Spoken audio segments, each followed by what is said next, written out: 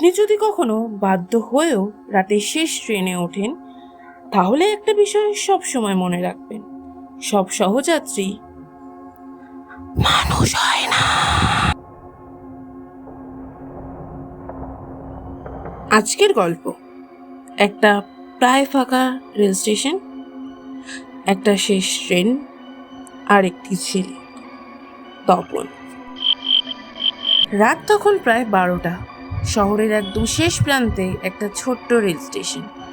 পুরো প্ল্যাটফর্মে প্রায় কেউই নেই, শুধু হলুদ আলোয় ভেজা প্ল্যাটফর্ম, আর একটা পুরনো বেঞ্চে বসে আছে তপন। অফিস থেকে তপন বাড়ি ফিরছিল, কিন্তু সেদিন একটু দেরি হয়ে গিয়েছে। তাই এখন তার ভরসা শুধুই একটা জিনিস, রাত 12:06 শেষ ট্রেন।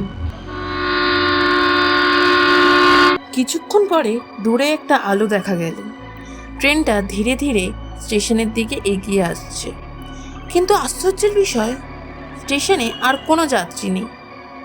তপন একটু অবাক হলেও ভাবলো হয়তো এত রাতে কেউ ট্রেনে যাত্রা করে না। ট্রেন থামতেই তপন ধীরে ধীরে ট্রেনে উঠে পড়ল। ভেতরে ঢুকেই সে একটু অদ্ভুত কিছু অনুভব করলো।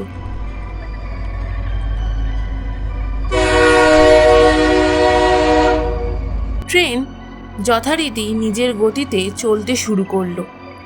কামরায় বেশ কয়েকজন সহযাত্রী বসে আছে, কিন্তু কেউ একটাও কথা বলছে না। সবাই চুপচাপ বসে আছে, কারো মুখে কোনো অভিব্যক্তি নেই, যেন সবাই একইভাবে স্থির হয়ে বসে আছে। কিছুক্ষণ পরে তপন খেয়াল করলো সব সহযাত্রী একই দিকে তাকিয়ে আছে, জানালার বাইরে।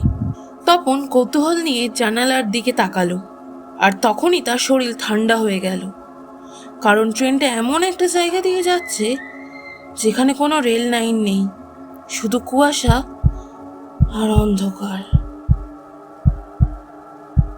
তপনের বুক ধড়ফড় করতে লাগলো। সে পাশের সিটে বসা একজন লোককে ধীরে জিজ্ঞেস করলো, এটা কোন স্টেশন?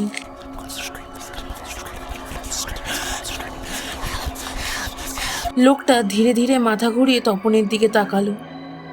তার চোখে কোনো আলো নেই, ফাঁকা, একদম ফাঁকা। তারপর সে খুব আস্তে বলল, এটা শেষ স্টেশন। ঠিক তখনই ট্রেনটা থেমে গেল। তপন জানালার বাইরে তাকালো, কিন্তু বাইরে কোনো প্ল্যাটফর্ম নেই, শুধু ঘন কুয়াশা।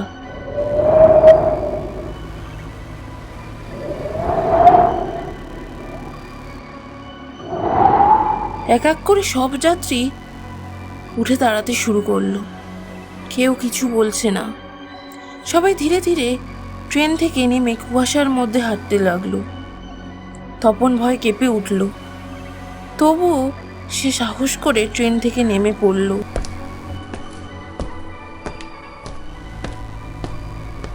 নামার পর সে দেখলো সামনে একটা পুরনো সাইনবোর্ড।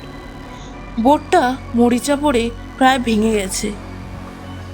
তপন তার টর্চের আলো ফেলল, আর তখন সে পড়তে পারল সেখানে কি লেখা আছে।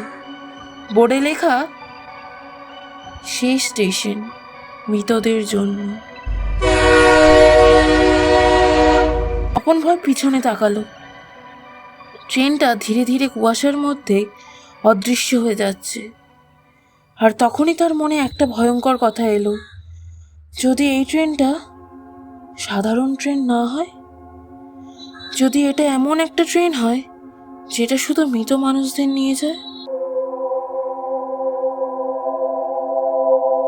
ঠিক তখনই তপনের কানে একটা অদ্ভুত কণ্ঠস্বর ভেসে এলো, তুমি ভুল করে এখানে চলে এসেছো, তোমার এখনো সময় হয়নি। তারপর সবকিছু অন্ধকার হয়ে গেল। পরের দিন সকালে স্টেশনের কিছু কর্মচারী রেল লাইনের পাশে একটা ছেলেকে অজ্ঞান অবস্থায় পড়ে থাকতে দেখল। সেই ছেলেটা ছিল তপন। তপন এখনো বলে সেই রাতে সে যে ট্রেনে উঠেছিল সেটা নাকি এই পৃথিবীর ট্রেন ছিল না।